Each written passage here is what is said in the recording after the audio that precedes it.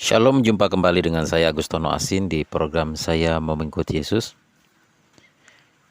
Kita memasuki seri yang ketujuh tentang rahasia hidup bahagia. Dan di kesempatan ini, saya ingin mengangkat satu tema tentang cakap mengelola masalah. Cakap mengelola masalah.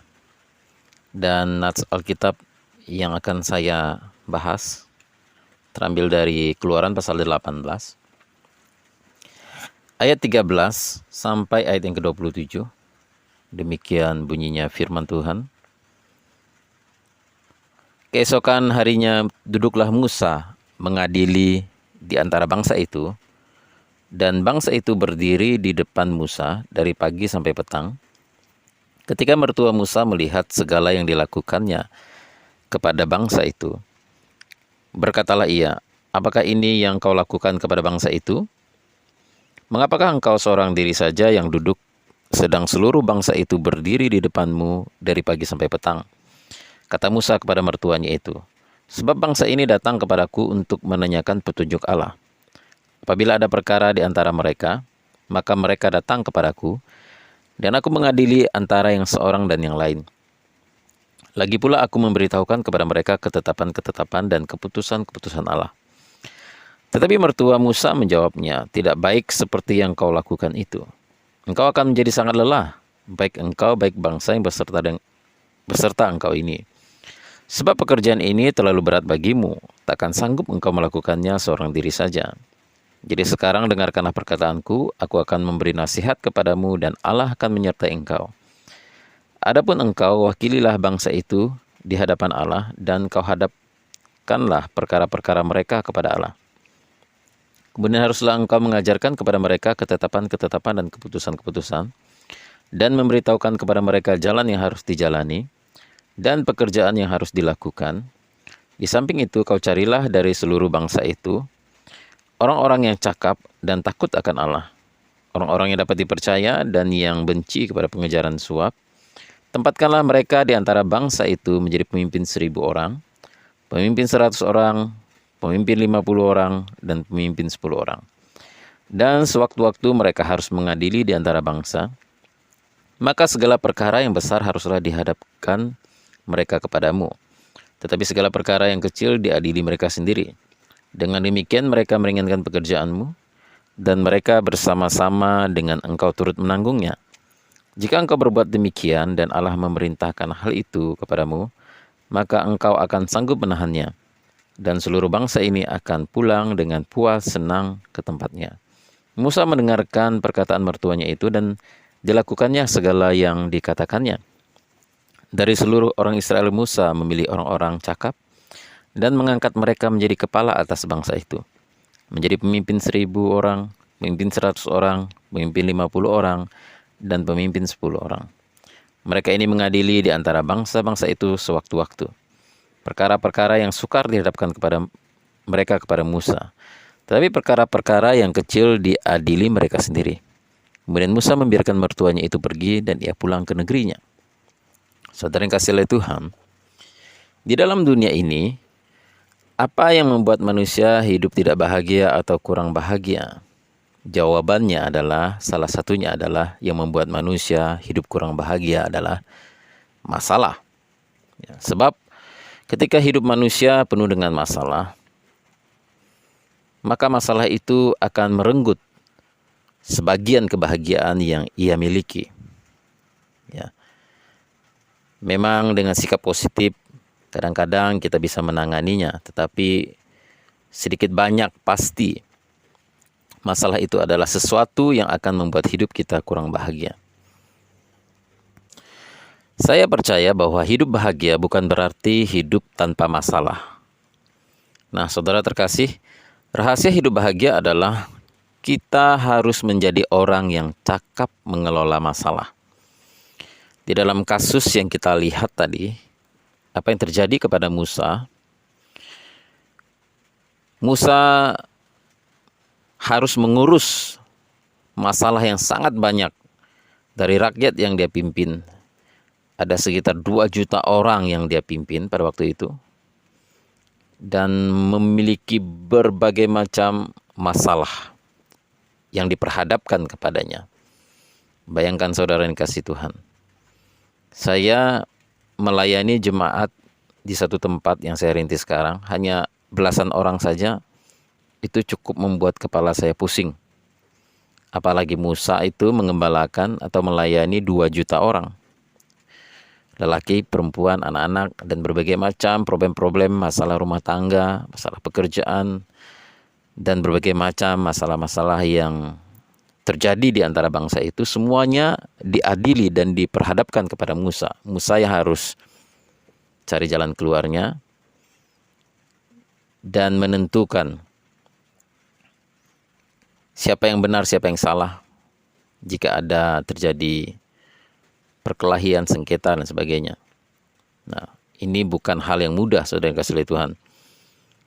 Dan dari pagi sampai petang dikatakan, Musa harus mengadili mereka, harus memberi petunjuk kepada mereka, harus membantu mereka menyelesaikan masalah mereka.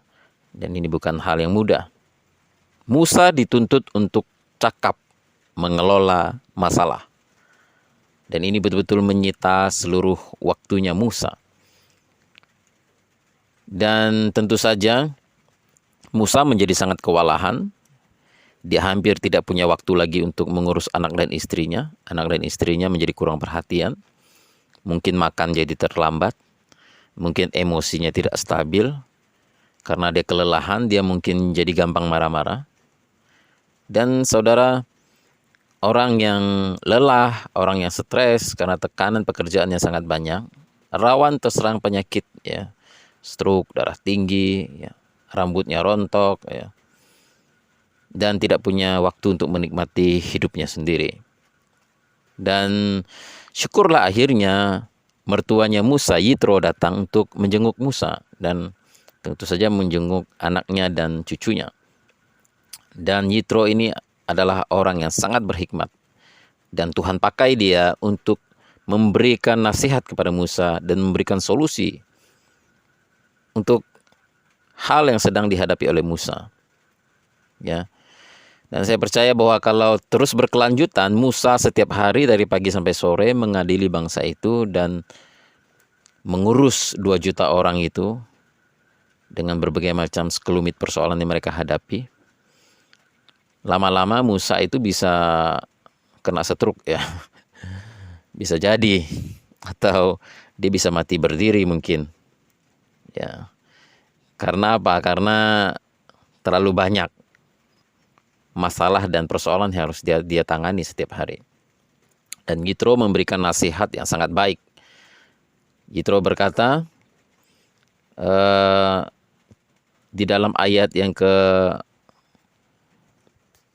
ayat 19 sampai ayat 22, ini nasihat dan saran dari mertuanya Yitro kepada Musa. Dikatakan, jadi sekarang dengarkanlah perkataanku, aku akan memberi nasihat kepadamu dan Allah akan menyertai engkau. Adapun engkau wakililah bangsa itu di hadapan Allah dan kau hadapkanlah perkara-perkara mereka kepada Allah.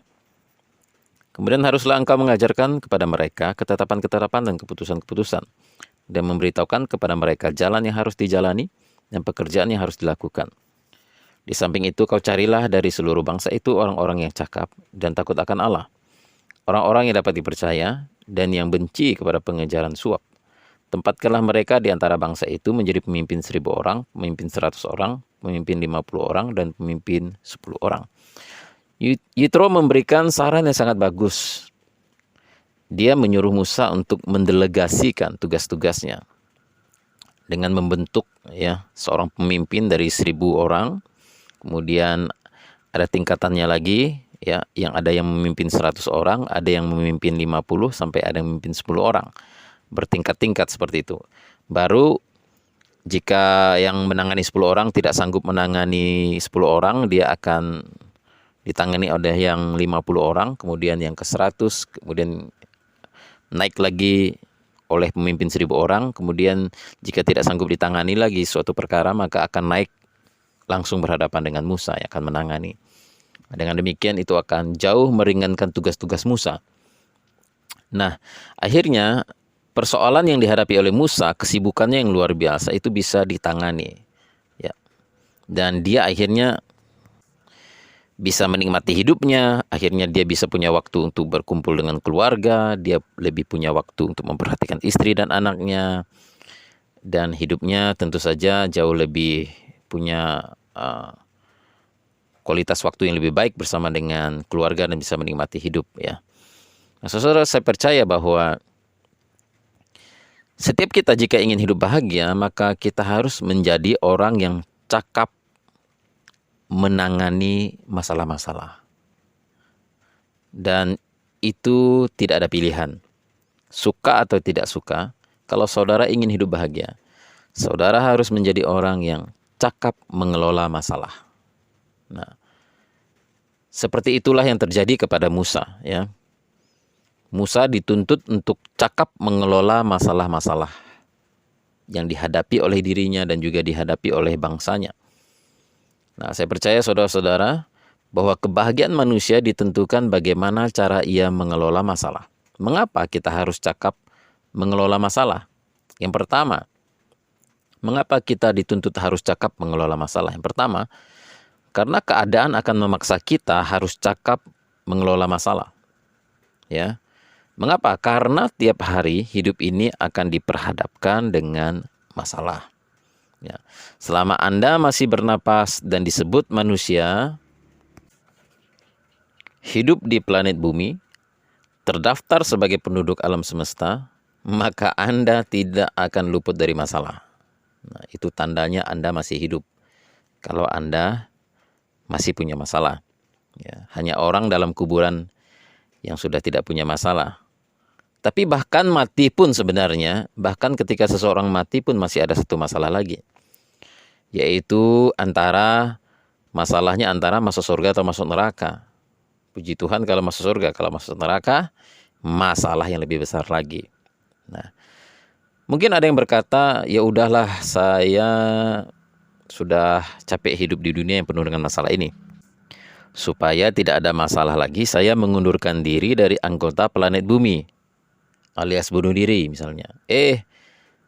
Habis bunuh diri, masalah baru yang lebih berat dan mengerikan datang, yaitu apa? Masuk neraka. Itu lebih celaka lagi, saudara-saudara. Seberat apapun masalah di dalam dunia ini masih ada solusinya. Ya, biarkan waktu berlalu, masalahnya bisa selesai sendiri. Tapi kalau masuk neraka, tidak ada solusinya. Nah, saudara, di dalam hidup ini kita dituntut cakap menyelesaikan masalah. Mulai dari masalah rumah tangga, masalah keluarga, masalah pekerjaan, masalah di organisasi, di masyarakat, masalah di gereja, masalah di dalam jemaat, masalah orang lain bahkan yang mungkin sharing sama kita, yang mungkin curhat sama kita bisa memberikan masukan kepada orang itu, ya. Jadi hidup ini penuh dengan masalah. Di mana-mana kita akan jumpa dengan masalah. Nah, itu tidak bisa dielak, saudara. Nah, oleh sebab itu mengapa kita harus cakap mengelola masalah? Karena keadaan ini akan memaksa saudara harus menjadi orang yang cakap mengelola masalah. Dan yang kedua, mengapa kita harus cakap mengelola masalah? Tidak cakap mengelola masalah, hidup menjadi tidak bahagia. Saya percaya bahwa rahasia seseorang bisa hidup bahagia di dalam hidup ini adalah seseorang harus cakap dalam mengelola masalah hidupnya. Ya, mulai dari masalah kecil sampai masalah besar. Ya. Dari masalah keran air bocor sampai keran duit bocor. Kenapa keran duitnya bocor? Ada apa ini? Ya. Mengapa pengeluaran begitu besar? Apakah terlalu konsumtif dan sebagainya? Ya, itu mulai dari masalah keran air bocor sampai keran duit bocor. Ya. Dari masalah bertemu anjing galak sampai bertemu istri yang galak, ya, bertemu guru yang galak, bertemu atasan yang galak, ya. Ya. Mulai dari anak yang nakal sampai suami yang nakal, ya. Kita akan bertemu dengan masalah mulai dari disenggol kucing sampai disenggol rekan bisnis atau disenggol pesaing kita, ya. Saudara yang kasih Tuhan, mengapa kita harus cakap mengelola masalah? Karena tidak cakap mengelola masalah, hidup jadi tidak bahagia. Karena banyak orang karena masalah mereka tidak cakap menanganinya, maka masalah itu merenggut kebahagiaan mereka. Ya. Dan yang ketiga, salah kelola masalah atau tidak cakap mengelola masalah, maka masalah akan semakin banyak, semakin menumpuk, semakin rumit, semakin tidak terkendali. Menghabiskan waktu, tenaga, pikiran, ya, bikin stres, bikin depresi, bikin tidak bahagia, dan lama-lama bisa sakit jiwa. Ya, oleh sebab itu, maka harus cakap mengelola masalah.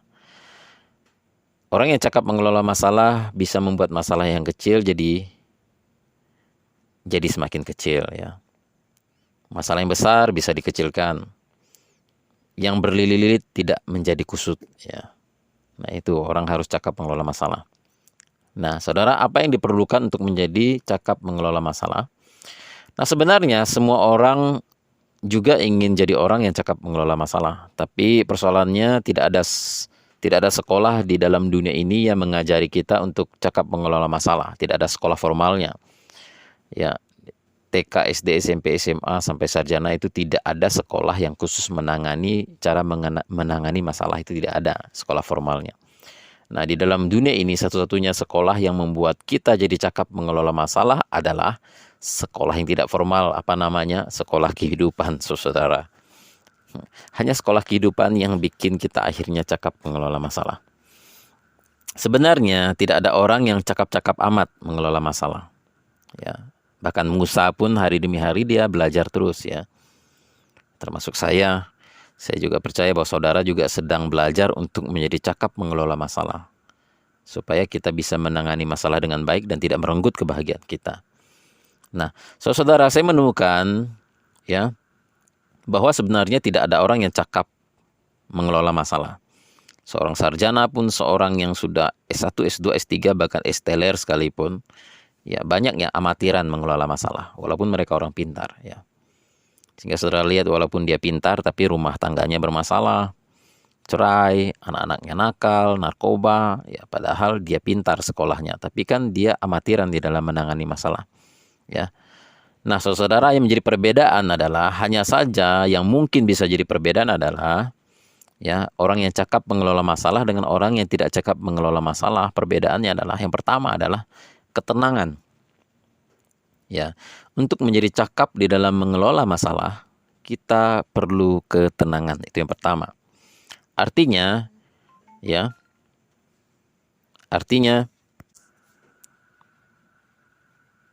tidak menyelesaikan masalah dengan kekerasan, dengan caci maki, dengan kemarahan, ya, dengan tergesa-gesa, dengan gegabah, dengan ceroboh. Itu artinya tenang, ya. Kalau dia dapat masalah, tenangkan pikiran dulu, tenangkan hati, tidak marah-marah, ya. Ada orang yang berpikir kalau dia lebih garang, ya, kalau dia bermasalah dengan seseorang, dia lebih garang, dia akan menang. Ya, ini salah. Orang itu mungkin bisa kalah di perkelahian pertama, tapi di saat lengah dia bisa tusuk kamu dari belakang. Ya. Jadi kalau marah-marah itu bukan solusi untuk menyelesaikan masalah. Perlu ketenangan. Orang yang cakap menangani masalah adalah orang yang tenang. Ya. Itu bedanya dengan orang yang tidak cakap mengelola masalah. Orang yang cakap mengelola masalah, dia tenang dan tidak lari dari masalah, tapi berani menghadapi masalah itu. Tidak berusaha lari kepada rokok, narkoba, pergaulan yang salah, dan lain-lain, ya, kepada hal yang negatif. Nah, ketika dia menghadapi masalah, dia tenang, dia pakai otak, dia pakai logika, dia pakai hati. Dia banyak menimbang, banyak berpikir, ya, berpikir panjang. Nah, artinya tidak terburu-buru, tidak ceroboh, banyak pertimbangan dan mau dengar nasihat orang, ya. Dan yang kedua, ya, orang yang cakap mengelola masalah itu bedanya dengan orang yang tidak cakap mengelola masalah adalah, yang kedua adalah berpikir panjang.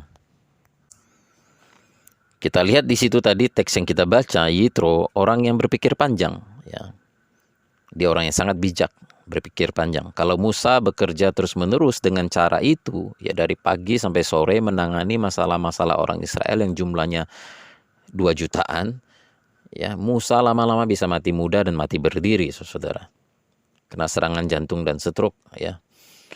Nah, saudara, berpikir panjang artinya berpikir apa akibatnya, akan seperti apa jika bertindak begini, akibatnya apa. Jika bertindak begitu artinya jika bertindak begini akibatnya apa, jika bertindak seperti itu akibatnya apa. Jadi berpikir panjang, itu artinya gitu.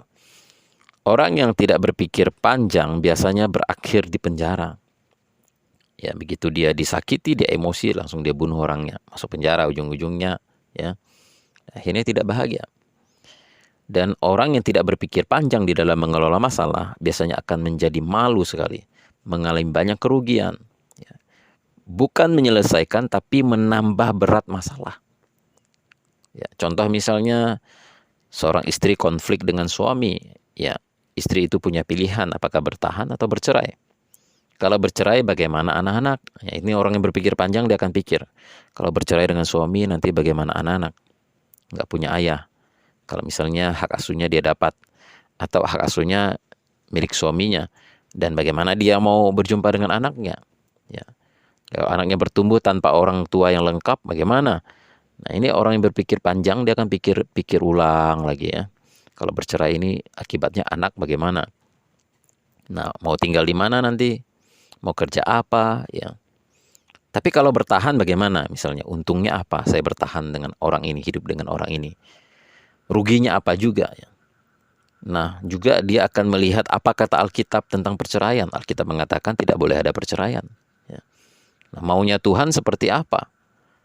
Kita dengar juga apa nasihat Bapak Pendeta, orang tua, teman-teman seiman, ya. Nah, orang yang berpikir panjang, dia akan punya banyak pertimbangan sebelum mengambil keputusan. Orang bijak pasti berpikir panjang, jangan sampai ada penyesalan, tidak mengikuti emosi sesaat, ya.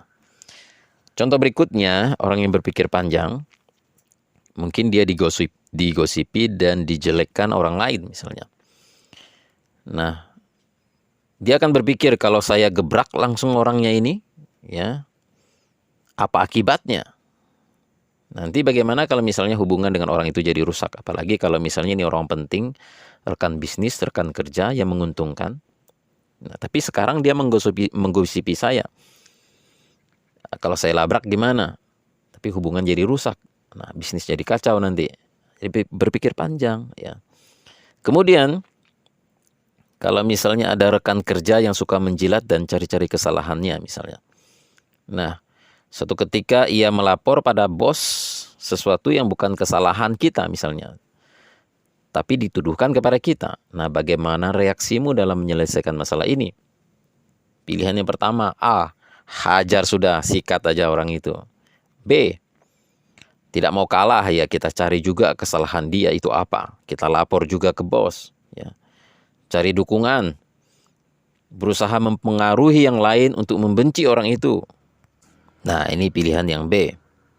Dan pilihan yang C, mengundurkan diri aja, ya udah keluar aja, udah tidak usah ketemu orang itu lagi, ya cari kerja di tempat lain. Itu pilihan yang C.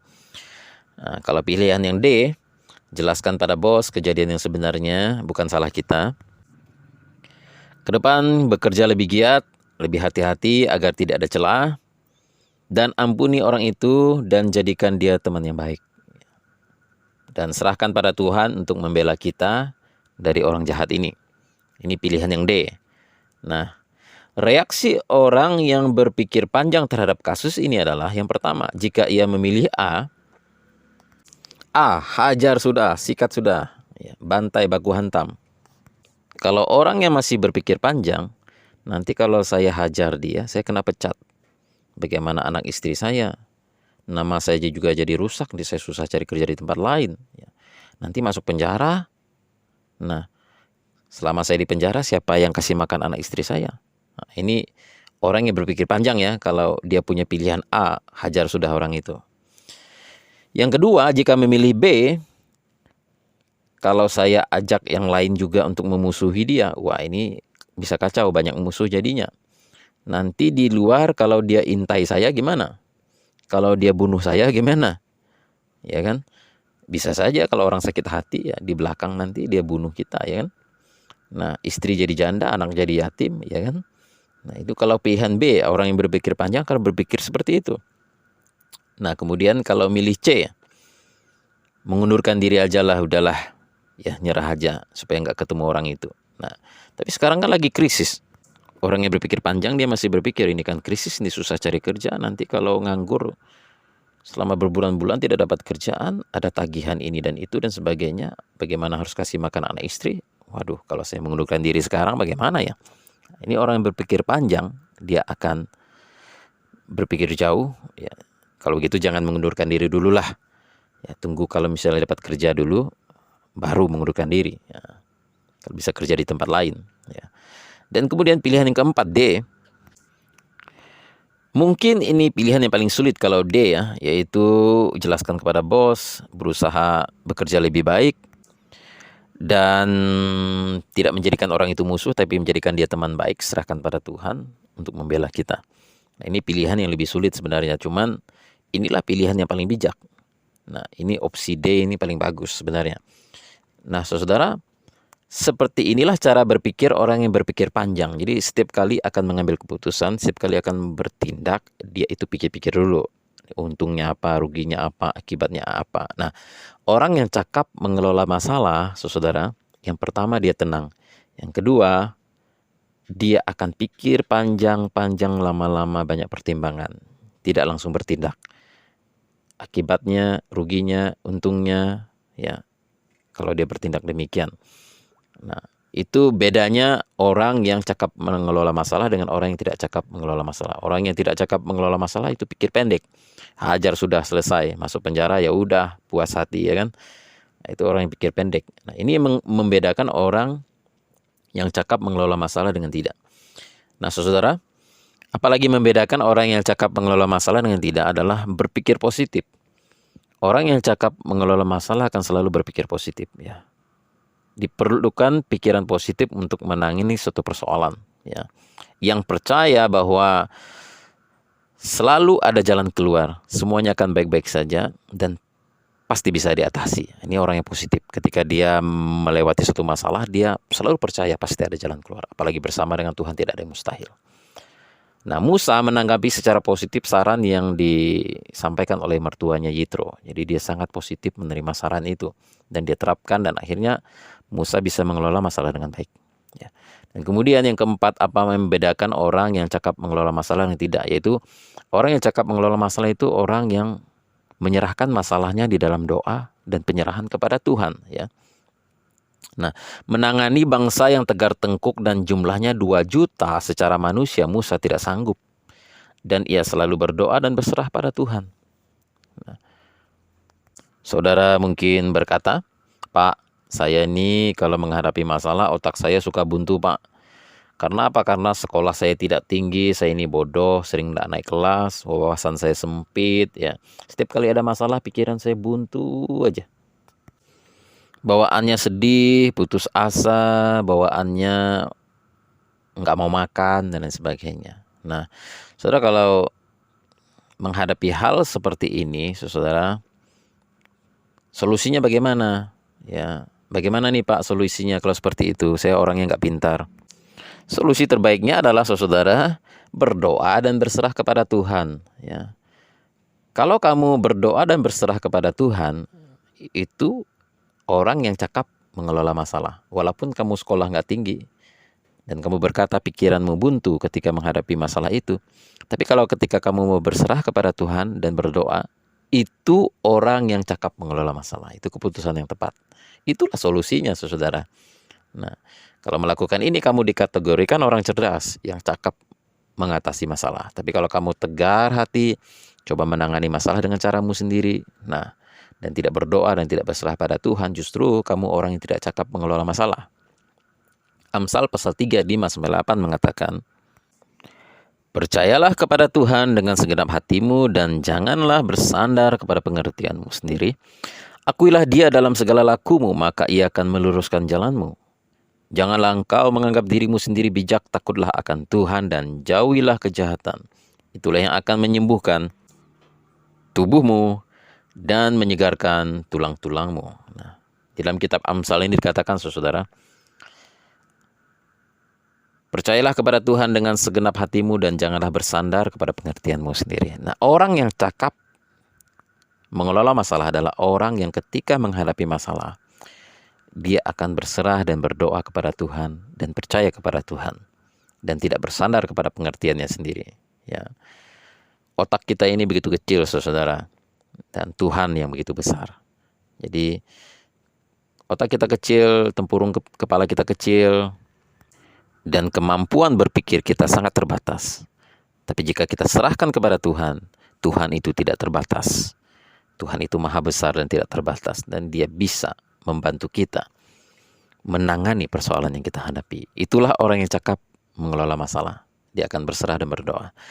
Nah, berikutnya, orang yang membedakan orang yang cakap mengelola masalah dengan tidak adalah orang yang cakap mengelola masalah adalah orang yang meminta hikmat dan kebijaksanaan dari Tuhan. Ya, hikmat Tuhan diperlukan untuk mengatasi persoalan.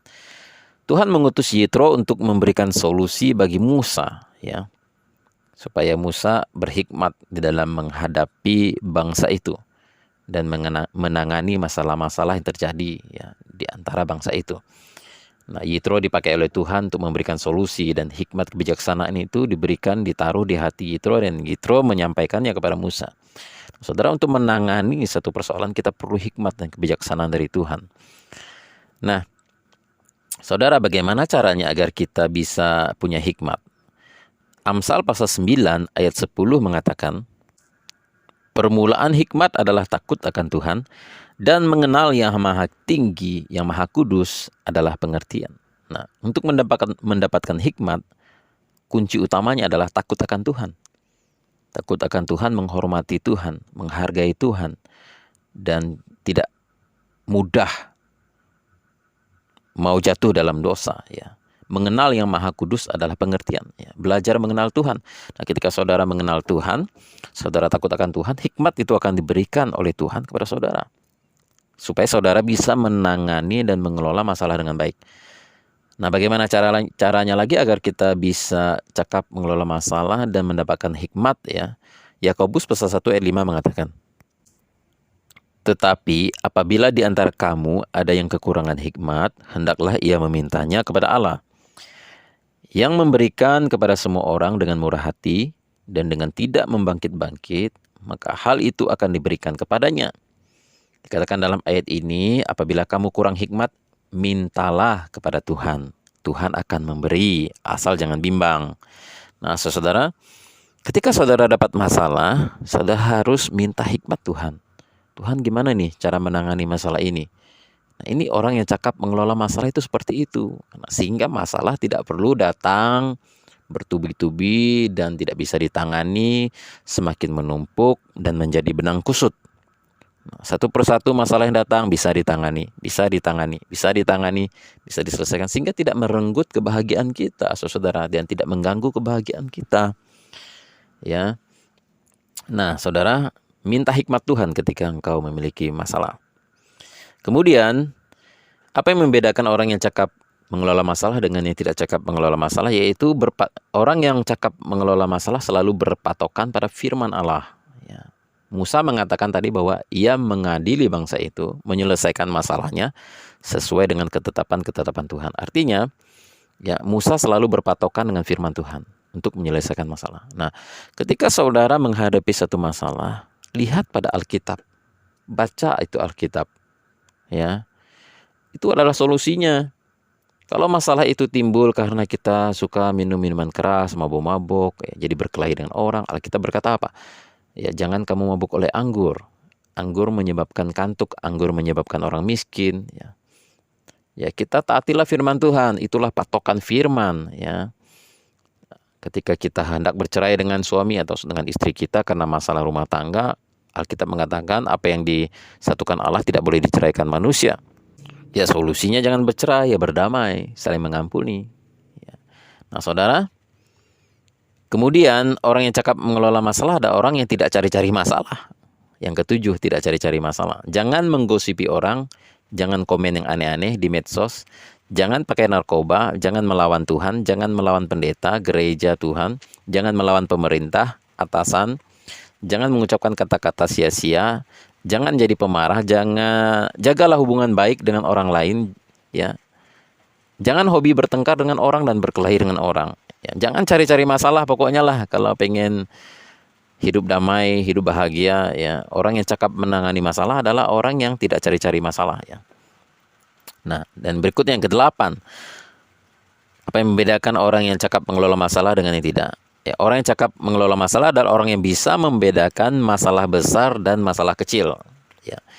Meniadakan masalah kecil, masalah besar menjadi dikecilkan, yang rumit jadi simple. Ya. Membuat masalah jadi tidak berkepanjangan. Itulah orang yang bisa membedakan masalah besar dan kecil. Ya. Orang yang memperbesar masalah adalah seperti orang yang di rumahnya ada tikus, ya, ada tikus 1 ekor atau 2 ekor dan sangat mengganggu. Ya, makan Indominya, misalnya 1 dus Indomie dimakan oleh tikus yang disimpan itu. Ya, tikus itu juga menggigit kabel-kabel, misalnya itu bikin terganggu, ya, bikin tidak nyaman di rumah. Suara tikus itu, bau kotorannya juga di mana-mana, ya. Akhirnya untuk memusnahkan tikus ini bagaimana? Ya, ada orang yang mungkin untuk melenyapkan tikusnya pakai lem, pakai racun tikus dan sebagainya. Tapi kan tidak mungkin kita untuk membunuh tikus ini kita bakar rumah kita, ya kan? Biar rumah kita terbakar, tikusnya juga terbakar mati. Kan nggak mungkin, saudara. Nah, ini orang yang membesar-besarkan masalah, yang tidak bisa membedakan masalah kecil dan masalah besar, adalah seperti orang yang untuk melenyapkan 1 ekor tikus di dalam rumah, dia membakar rumahnya. Ya. Terlalu membesar-besarkan. Bukankah itu terlalu berlebihan? Nah, contoh yang lain misalnya, kita pelihara anjing, misalnya suatu ketika anjing kita itu menggigit anak tetangga. Nah, oleh tetangga kita, orang tuanya itu memukul anjing itu sampai mati misalnya. Ini satu kasus yang saya coba membuat saudara berpikir, ya. Nah, bagaimana caranya mengatasi masalah ini? Ada banyak pilihan. Pilihan pertama, labrak itu tetangga, minta pertanggungjawabannya atas kematian anjing kesayangan kita. Apalagi anak kita jadi nangis-nangis gara-gara anjing kesayangan ini mati.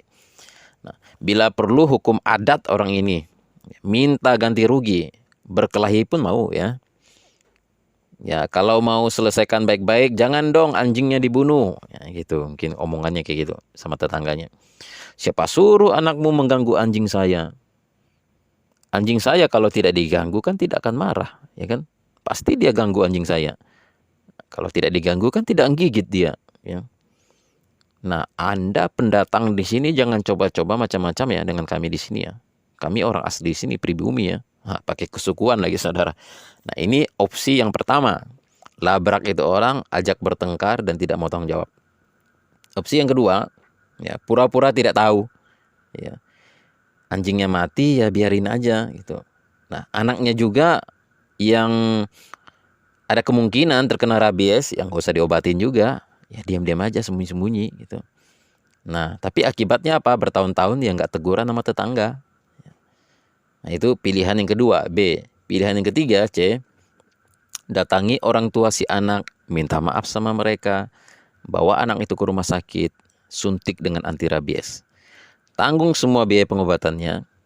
Lalu anjing yang mati itu dijadikan saksang, dimasak rame-rame. Ayo kita undang tetangga untuk makan-makan. Haleluya.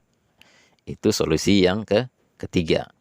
Nah, saudara yang kasih lihat Tuhan, A, B, dan C, manakah pilihan saudara? Secara teori mungkin semuanya jawab C. Oh, itu paling bagus itu C. Kita berdamai aja, ya, minta maaf, bawa anaknya ke rumah sakit, suntik anti rabies, anjingnya dibikin saksang. Oke, itu paling bagus. Tapi saya berani bertaruh, saudara.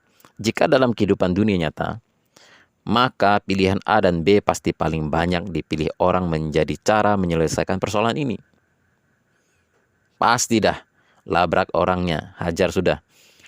Dan yang B pura-pura nggak tahu. Nah, saudara, kesimpulannya, tindakan A dan B memperbesar masalah, dan tindakan C memperkecil dan menyelesaikan masalah. Hubungan kita dengan tetangga tetap baik, ya. Itu menyelesaikan masalah, itu yang C. Nah, inilah orang yang cakap mengelola masalah. Dia itu bisa membedakan masalah besar, masalah kecil.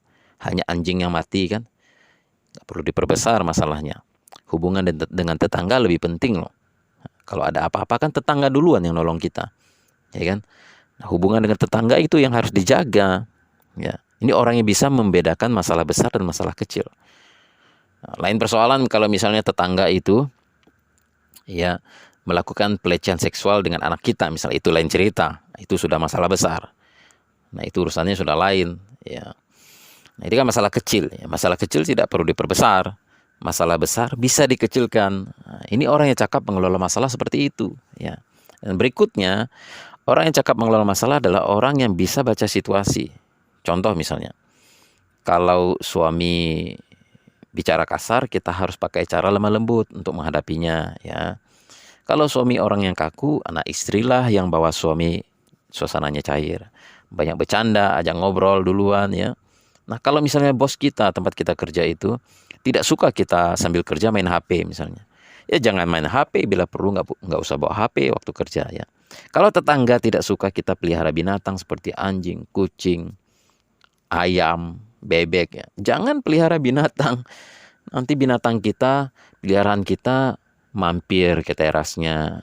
Nah, lalu kasih oleh-oleh. Apa itu oleh-olehnya? Kotoran-kotorannya. Ya. Manusia kan beda dengan ayam. Kalau manusia itu kan buang air besarnya di WC. Kalau ayam buang air besar di mana aja. Ya. Dia buang air besar di rumah tetangga juga, di depan halaman orang juga, dia bangga. Makin banyak buang air besar di situ, makin bangga dia. Itu kalau ayam kan. Nah, kalau tetangga harus membersihkan kotoran ayam kita setiap hari. Nah, bagaimana saudara-saudara kalau ayam tetangga juga misalnya ke rumah saudara dan buang air besar di teras saudara? Rasanya gimana setiap hari harus membersihkannya? Nah, kita harus peka dengan situasi, bisa baca situasi. Sehingga hal semacam ini tidak perlu ada pertengkaran. Ya. Nah, inilah yang membuat hidup kita tidak bahagia. Kenapa? Karena kita tidak cakap mengelola masalah-masalah, apalagi masalah sepele seperti ini. Kita tidak bisa tangani. Nah, bagaimana hidup kita mau bahagia? Dengan tetangga tidak bicara, dengan yang depan tidak bicara, dengan samping kiri kanan. Hanya gara-gara masalah ayam, gara-gara masalah anjing, hanya gara-gara masalah tanaman dan sebagainya. Nah, saudara, kalau kita ingin hidup bahagia, kita harus berdamai dengan semua orang. Kita harus menjadi contoh, menjadi teladan, dan kita harus membawa kasih Kristus kepada dunia ini. Dan kalau kita ingin hidup bahagia, ingat saudara, kita harus cakap mengelola masalah. Cakap mengelola masalah itu tidak ada sekolahnya. Tapi saya sudah jelaskan kepada saudara tadi bahwa orang yang cakap mengelola masalah itu sebenarnya bedanya dengan orang yang tidak cakap mengelola masalah itu sederhana. Pertama, tenang. Yang kedua, pikir panjang. Yang ketiga, berpikir positif. Yang keempat, ya berserah kepada Tuhan dan berdoa. Dan yang kelima adalah berpatokan pada firman Tuhan, minta hikmat Tuhan. Dan kemudian yang berikutnya adalah tidak cari-cari masalah. Yang berikutnya adalah bisa membedakan masalah besar dan masalah kecil. Dan yang berikutnya adalah peka baca situasi. Nah, saudara terapkan ini, maka saya percaya engkau bisa menangani masalah dengan baik dan hidupmu pasti akan jauh lebih bahagia. Amin.